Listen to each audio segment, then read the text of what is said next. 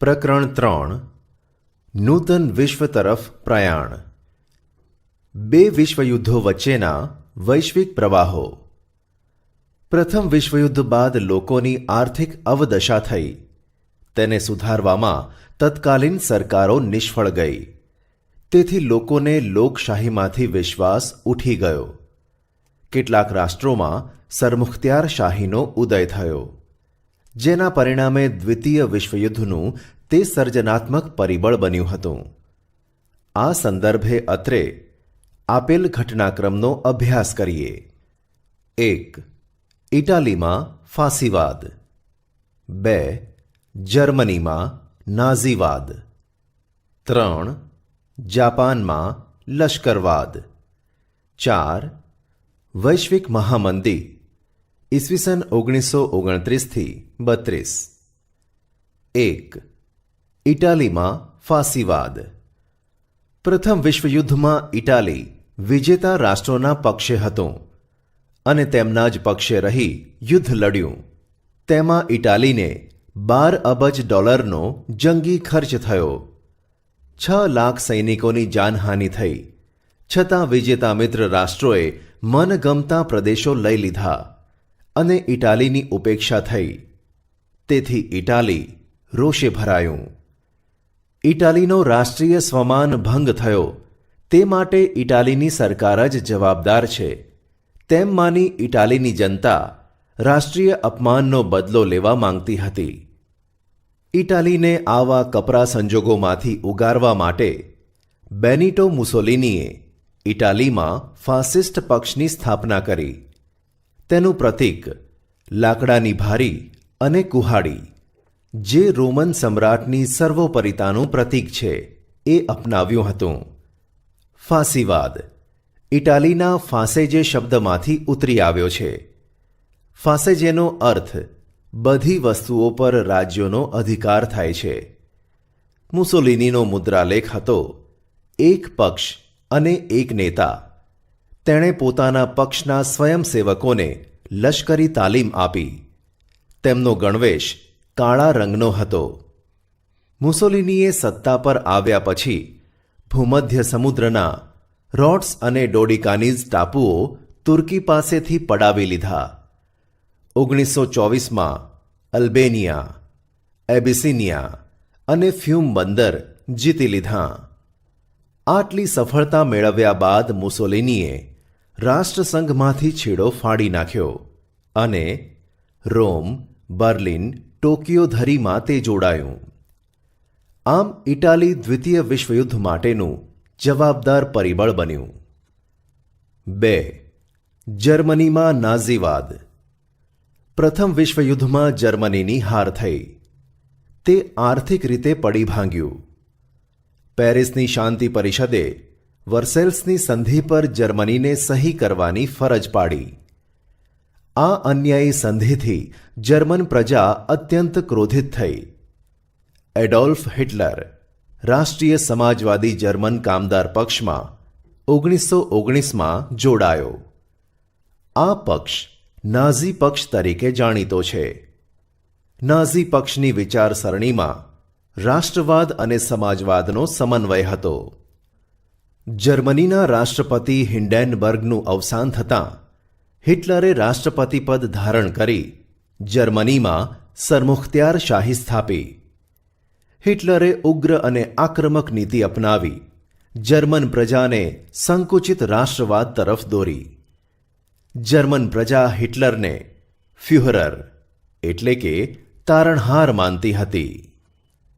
નાઝીવાદના સૈનિકો ભૂરા રંગનો લશ્કરી પોશાક પહેરતા અને ખભા પર લાલ રંગની પટ્ટી ચોંટાડતા અને સ્વસ્તિક જેવું પ્રતીક લગાવતા હતા. સત્તા પર આવ્યા પછી હિટલરનો એક હથ્થું સત્તાવાદી અને યુદ્ધપ્રિય સ્વભાવ સ્પષ્ટપણે જોવા મળ્યો. તેનું મુખ્ય ધ્યેય જર્મનીના એક મહત્વની સત્તા તરીકેના ઉદયનું હતું, પરંતુ તેની નીતિઓનું લક્ષ્ય જર્મન જાતિના શુદ્ધિકરણના નામે યહૂદીઓ, જીપ્સીઓ અને માનસિક રીતે વિક્ષિપ્ત એટલે કે અસ્થિર વ્યક્તિઓનો નાશ કરવાનું હતું. બીજા વિશ્વયુદ્ધના અંત સુધીમાં અસંખ્ય યુરોપિયન યહૂદીઓએ જીવ ખોયા, જે હોલોકાસ્ટ એટલે કે નરસંહાર તરીકે ઓળખાય છે. હિટલરનો વિસ્તારવાદ, પડોશી દેશો સાથેના લશ્કરી પગલાં અને ચોક્કસ જૂથનો નાશ કરવાની નીતિ બીજા વિશ્વયુદ્ધ તરફ દોરી જતાં ખૂબ મહત્વના કારણો બન્યા. 3. જાપાનમાં લશ્કરવાદ. પ્રથમ વિશ્વયુદ્ધ બાદ 1919ની વર્સેલ્સની સંધિમાં જાપાનને પોતાની ધારણા મુજબના ચીનના પ્રદેશોનો લાભ મળ્યો નહીં. જર્મનીના ઘણા સંસ્થાનો ઇંગ્લેન્ડ અને ફ્રાન્સે વહેંચી લીધા. આનાથી જાપાનને ઘણો અસંતોષ થયો. 1921-22ની વોશિંગ્ટન પરિષદમાં ઇંગ્લેન્ડ અને અમેરિકાના નૌકાદળના ફક્ત 35% નૌકાદળ રાખવાની દરખાસ્ત જાપાનને સ્વીકારવી પડી. તેને સખાલિન અને સાઇબિરિયાના ટાપુ ખાલી કરવા પડ્યા. તેથી જાપાનનો યુવા વર્ગ નારાજ થયો. આ સમય દરમિયાન જાપાનમાં ચૂંટણી થઈ. તેમાં લશ્કરી ઢબના શાસનની તરફેણ કરનારા પક્ષોને ચૂંટણીમાં બહુમતી મળી. જાપાનના લશ્કરી રાષ્ટ્રવાદે વિસ્તારવાદની નીતિ વ્યાપક બનાવી. જાપાનને રાષ્ટ્રસંઘની સમિતિમાં કાયમી સભ્યપદ ન મળ્યું. જાપાનની સામ્રાજ્યવાદી પ્રવૃત્તિઓને પશ્ચિમના દેશો રોકી શક્યા નહીં. જાપાને મંચુરિયા કબજે કરીને ત્યાં પોતાની મંચુકો સરકાર 1932માં સ્થાપી. તે ઉપરાંત જાપાને કોરિયા, મંગોલિયા, સાન્ટુંગ અને ચીનના કેટલાક પ્રદેશો કબજે કર્યા અને જર્મની તેમજ ઇટાલી સાથે સંબંધો સુધારી પોતાનો સામ્રાજ્યવાદનો દોર છૂટો મૂક્યો. સમ્રાટ મેઈજી પછી 1936માં ગાદીએ આવેલ શહેનશાહ હિરોહિટોએ પણ જાપાનની આ પ્રવૃત્તિઓને ઉત્તેજન આપ્યું. આમ જાપાને ઈસવીસન 1933માં રાષ્ટ્રસંઘનો ત્યાગ કર્યો. 4. વૈશ્વિક મહામંદી 1929. યુરોપના મોટાભાગના રાષ્ટ્રોના વડાઓને એવી ધારણા હતી કે પ્રથમ વિશ્વયુદ્ધના અંતે વિશ્વની યુદ્ધેતર સમસ્યાઓનો પણ અંત આવી જશે. પરંતુ આ ધારણા ખોટી પડી. એકાએક અમેરિકાના વોલ સ્ટ્રીટ શેરબજારમાં ઘણા મોટા પ્રમાણમાં શેર વેચાવા આવતા શેરની કિંમત અત્યંત ભયજનક રીતે ઘટવા માંડી. તેથી વિવેચકોએ તેને વોલ સ્ટ્રીટ સંકટના નામથી ઓળખાવી. તે દિવસ હતો 24 ઓક્ટોબર 1929. આ સંકટે વિશ્વભરની આર્થિક સ્થિતિને ડામાડોળ કરી મૂકી હતી, જેમાંથી વૈશ્વિક મહામંદીનું સર્જન થયું હતું. વિશ્વના મોટા ભાગના રાષ્ટ્રો આ મહામંદીના પ્રભાવ નીચે આવી ગયા હતા. ગ્રેટ બ્રિટન જેવી મહાસત્તાને પણ પોતાના ચલણ પાઉન્ડ સામે અનામત રૂપે રખાતા સુવર્ણના જથ્થાની નીતિ ત્યજવી પડી. તેનો પ્રભાવ વિશ્વના અન્ય રાષ્ટ્રો અને આંતરરાષ્ટ્રીય વ્યાપાર ઉદ્યોગ પર પડ્યો. અમેરિકા જેવા સમૃદ્ધ રાષ્ટ્રોએ આર્થિક સ્થિતિની અવગણના કરીને પણ કડક નિયંત્રણો લાદવા પડ્યા. વિશ્વ વ્યાપાર ઘટીને અડધો થઈ જવા પામ્યો. આમ દ્વિતીય વિશ્વયુદ્ધની રૂપરેખાનું સર્જન થયું. દ્વિતીય વિશ્વયુદ્ધના પરિબળો ઈસવીસન 1939થી 1945. પ્રથમ વિશ્વયુદ્ધના અંતે થયેલ વર્સેલ્સની સંધિમાં જ બીજા વિશ્વયુદ્ધ માટેના બીજ વવાઈ ગયા હતા. પેરિસની શાંતિ પ્રક્રિયાએ અનેક રાષ્ટ્રોને અસંતુષ્ટ કર્યા હતા. ત્યારબાદ બનેલી ઘટનાઓ દ્વિતીય વિશ્વયુદ્ધ તરફ દોરી ગઈ. તો વિદ્યાર્થી મિત્રો, ચાલો આપણે દ્વિતીય વિશ્વયુદ્ધ માટેના જવાબદાર પરિબળોનો અભ્યાસ કરીએ. 1. ઉગ્ર રાષ્ટ્રવાદ. પ્રથમ વિશ્વયુદ્ધ પછી જર્મન, જાપાન અને ઇટાલીમાં ઉગ્ર રાષ્ટ્રવાદનો વિકાસ થયો. વર્સેલ્સની સંધિ જર્મની અને તેની પ્રજા ક્યારેય ભૂલી શકી ન હતી. પરિણામે જર્મનીમાં નાઝીવાદ વિચારસરણીને લીધે જ્યાં જ્યાં જર્મન પ્રજા વસતી હોય તે પ્રદેશ જર્મનીને મળવો જોઈએ તેમ કહી ઓસ્ટ્રિયા અને ઝેકોસ્લોવેકિયાના કેટલાક પ્રદેશો હિટલરે હડપ કરી લીધા હતા. વર્સેલ્સની સંધિમાં ઇટાલીની અવગણના થઈ હતી. તે તેની પ્રજા ભૂલી શકી ન હતી. ઇટાલીમાં મુસોલિનીએ ફાસિસ્ટ પક્ષના નેતૃત્વ તળે ઉગ્ર રાષ્ટ્રવાદ શરૂ કરી સામ્રાજ્યવાદી નીતિ અપનાવી. બીજી બાજુ એશિયામાં જાપાને પણ રાષ્ટ્રવાદની દોડમાં ઝંપલાવ્યું હતું. આમ વિશ્વ શાંતિ જોખમરૂપ બની હતી. 2. જૂથબંધીઓ. પ્રથમ વિશ્વયુદ્ધ બાદ ફ્રાન્સને હંમેશા જર્મનીનો ભય રહેતો હોવાથી બેલ્જિયમ, પોલેન્ડ, રૂમાનિયા તેમજ ઝેકોસ્લોવેકિયા સાથે મૈત્રી કરારો કર્યા. ઇટાલીએ ઝેકોસ્લોવેકિયા, યુગોસ્લાવિયા, રૂમાનિયા, હંગેરી, ગ્રીસ, તુર્કી અને ઓસ્ટ્રિયા સાથે કરાર કર્યા. રશિયાએ જર્મની, તુર્કી, લિથુઆનિયા અને ઈરાન સાથે કરાર કર્યા. ઇટાલીએ જર્મની અને જાપાનના સહયોગથી રોમ, બર્લિન, ટોક્યો ધરીની રચના કરી. ઇંગ્લેન્ડ અને ફ્રાન્સે લોકશાહી મૂલ્યોવાળું બીજું જૂથ રચ્યું. જર્મનીએ રશિયા સાથે બિન આક્રમક સંધિ કરી. આથી વિશ્વમાં ભયનું સામ્રાજ્ય ઊભું થયું હતું. આ પરિબળે વિશ્વયુદ્ધને વેગ આપ્યો હતો. 3. લશ્કરવાદ. પ્રથમ વિશ્વયુદ્ધ પછી શાંતિની જાળવણી કરવા માટે પ્રયાસો કરવામાં આવ્યા હતા. તેનાથી ઉલટું યુરોપના રાષ્ટ્રો શસ્ત્રીકરણની હરીફાઈ કરી રહ્યા હતા. યુરોપમાં દરેક રાષ્ટ્રોમાં માત્ર અને માત્ર શસ્ત્રોનું ઉત્પાદન વધ્યું. એકબીજાથી ચડિયાતા યુદ્ધ શસ્ત્રો બનાવવામાં આવ્યા હતા. રશિયા, જર્મની જેવા કેટલાક રાષ્ટ્રોએ તો લશ્કરમાં ફરજિયાત તાલીમ શરૂ કરી. દરેક રાષ્ટ્રોએ નૌકાદળ, હવાઈદળ અને ભૂમિદળમાં વધારો કર્યો. પૂર્વમાં જાપાને લશ્કરી તાકાત વધારી. આખરે ઇંગ્લેન્ડ અને ફ્રાન્સ પણ પોતાની શસ્ત્રસજ્જતામાં વધારો કરતા દ્વિતીય વિશ્વયુદ્ધના નગારા વાગવા લાગ્યા હતા. 4. રાષ્ટ્રસંઘની નિષ્ફળતા. પ્રથમ વિશ્વયુદ્ધ બાદ વિશ્વમાં શાંતિ માટે રાષ્ટ્રસંઘની સ્થાપના કરવામાં આવી. પરંતુ રાષ્ટ્રસંઘ પાસે વિશ્વના રાષ્ટ્રો ઉપર સાર્વભૌમત્વ ધરાવતી સર્વોપરી સંસ્થા બની શકી ન હતી કે તેની પાસે પોતાના આદર્શોનું પાલન કરાવવા માટે પોતાનું લશ્કર ન હતું. સભ્ય રાષ્ટ્રો રાષ્ટ્રસંઘ પાસે પોતાનો ઝઘડો લાવવા કે તેનો ચુકાદો માન્ય રાખવા બંધાયેલા ન હતા. કેટલાક રાષ્ટ્રો તો રાષ્ટ્રસંઘમાંથી બહાર નીકળી ગયા હતા. શરૂઆતમાં રશિયા અને જર્મનીએ રાષ્ટ્રસંઘનો સાથ છોડી દીધો. ત્યાર પછી ઇટાલી અને જાપાન તેની બહાર નીકળી ગયા હતા. કારણ કે ઇટાલીએ એબિસિનિયાની આઝાદી ઝૂંટવી લીધી. જાપાને મંચુરિયા પર આક્રમણ કર્યું. જર્મનીએ ઝેકોસ્લોવેકિયાના કેટલાક પ્રદેશો હડપ કરી લીધા છતાંય રાષ્ટ્રસંઘ તેને અટકાવી શક્યો નહીં. જુદા જુદા રાષ્ટ્રોની સત્તા લાલસા અથવા સત્તા ભક્તિ રાષ્ટ્રસંઘમાં બળવાન બની. રાષ્ટ્રસંઘ જૂથબંધી અટકાવી શક્યો નહીં.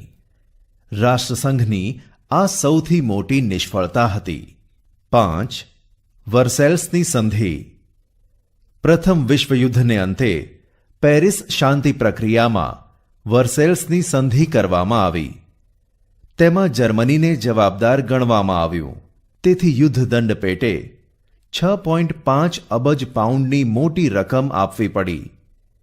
તેના રૂહર પ્રાંત જેવા પ્રદેશો પડાવી લેવામાં આવ્યા. જર્મનની રાઇન નદી આંતરરાષ્ટ્રીય જળમાર્ગ માટે ખુલ્લી મૂકવામાં આવી. આમ અપમાનજનક અને અન્યાયી સંધિ જર્મની પર ઠોકી બેસાડવામાં આવી. જર્મનીના સરમુખત્યાર એડોલ્ફ હિટલરે વર્સેલ્સની સંધિને કાગળનું ચીથરું કહીને ફગાવી દેવાની હાકલ કરી. તેથી જર્મનીની પ્રજાને યુદ્ધનું પ્રોત્સાહન મળ્યું. બીજી બાજુ જાપાનને પણ આ સંધિથી અસંતોષ હતો. આમ વર્સેલ્સની સંધિથી કોઈને કોઈ પ્રકારે કેટલાક રાષ્ટ્રોને અન્યાય થયો, માટે વર્સેલ્સની સંધિમાં જ બીજા વિશ્વયુદ્ધના બીજ રોપાયા હતા. 6. એડોલ્ફ હિટલરની સામ્રાજ્યવાદી મહત્વાકાંક્ષા. હિટલર બીજા વિશ્વયુદ્ધમાં પાયામાં હતો. તે ઉગ્ર રાષ્ટ્રવાદી અને સૈનિકવાદી માનસ ધરાવતો હતો, માટે તે કોઈ પણ હિસાબે જર્મનીની એકતા, સ્થિરતા અને સમૃદ્ધિ ચાહતો હતો. હિટલરના સામ્રાજ્યવાદનો સૌ પહેલો શિકાર ઓસ્ટ્રિયા બન્યું. હિટલરે જર્મન સેના સાથે ઓસ્ટ્રિયામાં પ્રવેશ કર્યો હતો. તે દિવસ હતો 12 માર્ચ 1938. મ્યુનિચ સંમેલન પછી બીજા જ દિવસે ઝેકોસ્લોવેકિયા પર કબજો કર્યો હતો. તે દિવસ હતો 1 ઓક્ટોબર 1938. ત્યારબાદ માર્ચ 1939 લુથિયાનાના મેમેલ બંદર પર કબજો લીધો હતો. આમ વિશાળ જર્મન રાષ્ટ્રનું તેણે સર્જન કર્યું. હિટલરની સામ્રાજ્યવાદી નીતિ દ્વિતીય વિશ્વયુદ્ધ માટે મુખ્ય જવાબદાર હતી. 7.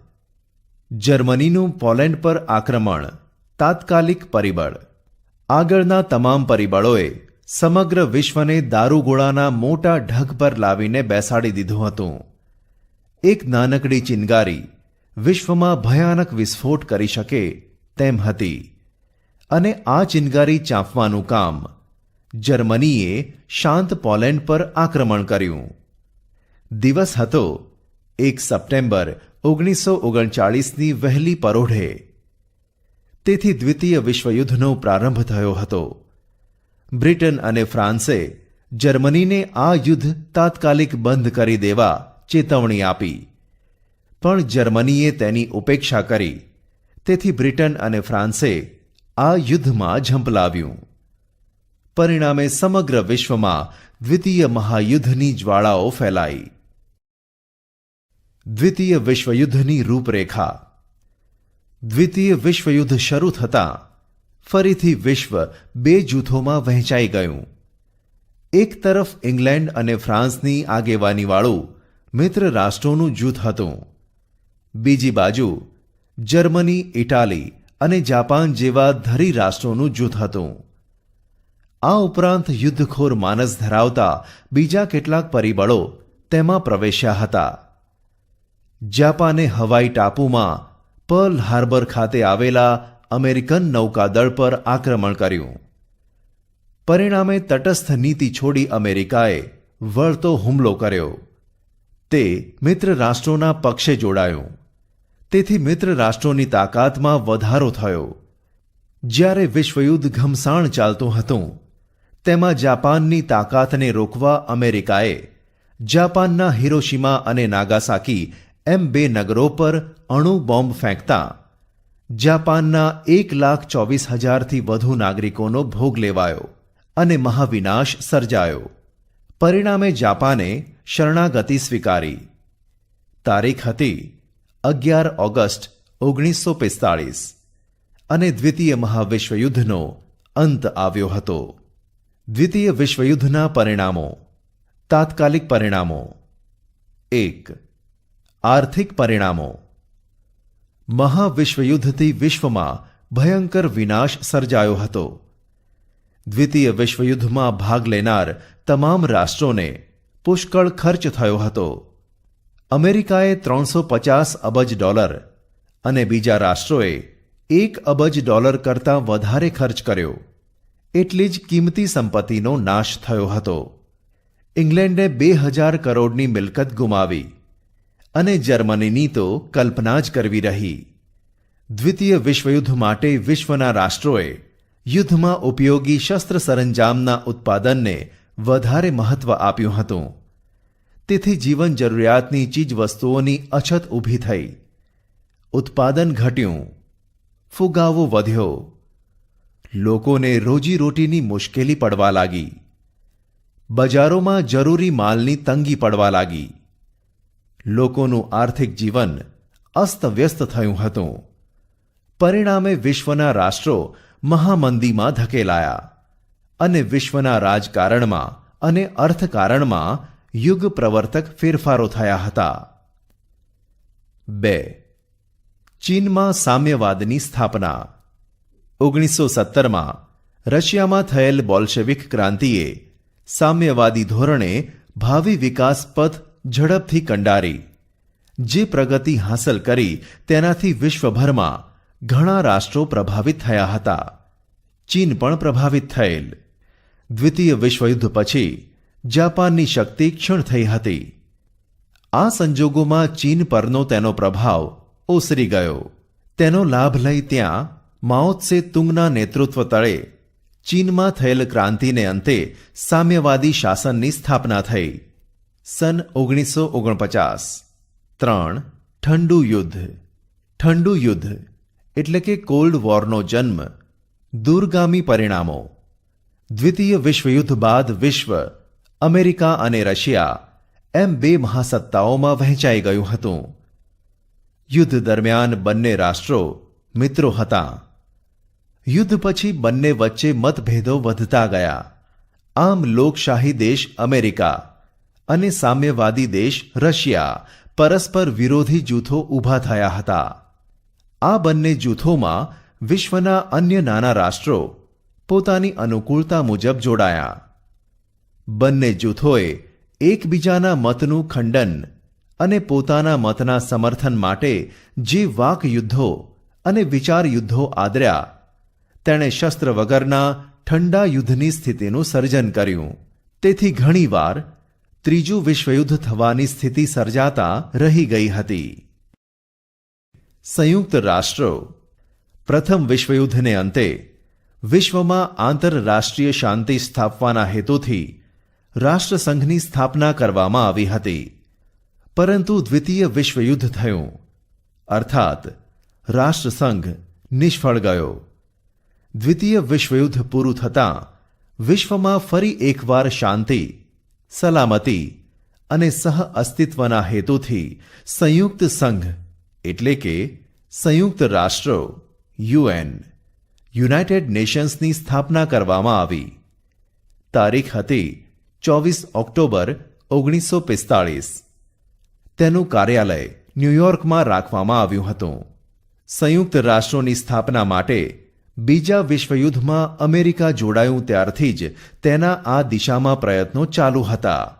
માનવ સ્વાતંત્ર્ય, શાંતિ અને સલામતી હેતુસર અમેરિકાના પ્રમુખ રૂઝવેલ્ટે અમેરિકન કોંગ્રેસ એટલે કે સંસદને સંદેશો આપતા મહત્વની 4 સ્વતંત્રતાઓની ઘોષણા કરી.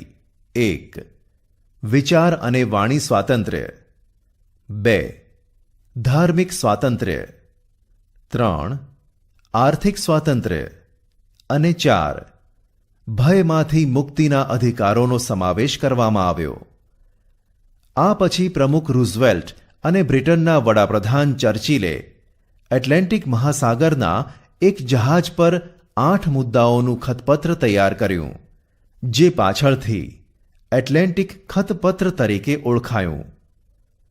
ખતપત્રમાં દરેક રાષ્ટ્રના સ્વાતંત્ર્ય અને સાર્વભૌમત્વની જાળવણી કરવી, શાંતિ, સલામતી, સામાજિક અને આર્થિક કલ્યાણ અને નિઃશસ્ત્રીકરણની બાબતોનો સમાવેશ કરવામાં આવ્યો હતો. ત્યારબાદ બ્રિટન, અમેરિકા, રશિયા અને ચીનના વિદેશ પ્રધાનો વિશ્વ શાંતિ માટે મોસ્કો ખાતે ભેગા મળ્યા. સમય હતો 1943 ઓક્ટોબર, જે મોસ્કો જાહેરાત તરીકે જાણીતી થઈ હતી. 1943 નવેમ્બરમાં તહેરાનમાં 3 માંધાતાઓની પરિષદ મળી. વોશિંગ્ટન ખાતે 50 રાષ્ટ્રોના પ્રતિનિધિઓએ સંયુક્ત રાષ્ટ્રોનું ખતપત્ર તૈયાર કર્યું. 1944 સપ્ટેમ્બર. 24 ઓક્ટોબર 1945ના રોજ 51 સભ્ય રાષ્ટ્રો દ્વારા સંયુક્ત રાષ્ટ્રોની સ્થાપનાની જાહેરાત થઈ. તેમાં ભારતનો પણ સમાવેશ થાય છે. ત્યારથી શરૂ કરીને આજ પર્યંત 24 ઓક્ટોબરનો દિવસ યુએન દિવસ, યુનાઇટેડ નેશન્સ ડે તરીકે વિશ્વભરમાં ઉજવવામાં આવે છે. હાલ સંયુક્ત રાષ્ટ્રોમાં 193 રાષ્ટ્રો સભ્ય તરીકે છે. સંયુક્ત રાષ્ટ્રોના અંગો. સંયુક્ત રાષ્ટ્રોએ તેના ઉદ્દેશો સિદ્ધ કરવા જે તંત્ર ગોઠવ્યું છે તેના મુખ્ય 6 અંગો છે, જે આ મુજબ છે: 1. સામાન્ય સભા. 2. સલામતી સમિતિ. 3. આર્થિક અને સામાજિક સમિતિ. 4. વાલી સમિતિ. 5. આંતરરાષ્ટ્રીય અદાલત. 6. સચિવાલય. આ અંગો પૈકી આંતરરાષ્ટ્રીય અદાલત નેધરલેન્ડના હેગ શહેરમાં આવેલી છે. તે સિવાયની અન્ય સમિતિઓની મુખ્ય કચેરીઓ અમેરિકાના ન્યૂયોર્ક શહેરમાં છે. સંયુક્ત રાષ્ટ્રોના અંગોના કાર્યો. 1. સામાન્ય સભા. સંયુક્ત રાષ્ટ્રોનું સૌથી મોટું અંગ છે સામાન્ય સભા. તે બધા સભ્ય રાષ્ટ્રોના પ્રતિનિધિઓની બનેલી છે. તેમાં દરેક રાષ્ટ્ર વધુમાં વધુ 5 પ્રતિનિધિઓ મોકલી શકે છે.